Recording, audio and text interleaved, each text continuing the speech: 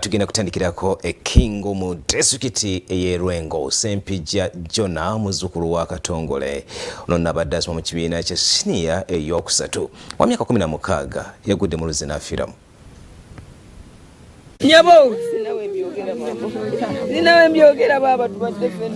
Abatuuze bo ku kyalo Kyoko ekisangibwa mu ggombolola y'e Kingo mu disitulikiti y'Erwengo baguddemu ekikangabo oluvannyuma lw'okusanga mutuuze munnaabwe ng'agudde mu kidiba ky'oluzzi n'afiirawo. Yadwa kuddalira ku ssomero nena atasobola nagajja kugenda ng'ayambako muganda okutanulwa pange mwana adde asoma muvubuka kumpi abula kali musingako emyaka nga 5 naye ekidiba kino kale abasinga baba tebamanyi nti kiwanvu balowooza nti kimpi.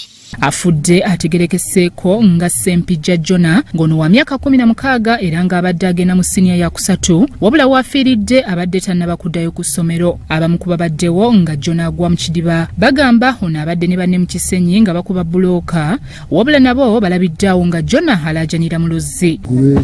Mataffaali adde bakola ajja n'abeko mu ngalo n'aseerera n'agwa.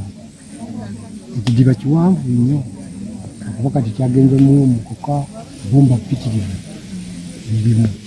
Tugezesaako n'omwana n'atulima tuba tutema emiti netuweereza munnaffe ono Wiriba amutaasa omwana amujene mu kumugjayo n'amulwanisa tugenza okulaba omwana akola ki asse bonna bagenze kati kwegamba wake tutaaseeyo omu kati kwe kutaasa Wiriba ono netutema omuti naye nga tulaba agenze. Okusinziira ku ssentebe w'ekyalo Kyoko Matovu Kasomba wamu n'abatuuze bagamba ekidiba kino si gwe mulundi ogusoose nga kigwamu omuntu nga ne gye buvuddeko waliwo omulalu eyasangibwa ng'aguddemu wabula abatuuze obuzibu babutadde ku bakulembeze b'ebyalo abeesuuliddeyo ogwa Nagamba naddala mu kuteeka ebiyinza okuziyiza abantu ku nzizi obutagwayo. Ebinya baabisima ddala tebikyasa kuziibwa bizibu okuziba wabula bandikubyeko ssennyini bateekako ku bupande abantu nekiziyiza ku bantu okugendayo bangi bajja naddala gutwajjamu emabeggaabo yajja tamanyi na bidiba byeno wansi yali mupya ku kitundu ngalooza kumpi kati bw'oteekako ebipande ebyo n'oteekako banesengenge ebbali oli olutuuka abaakimanyi nti wanno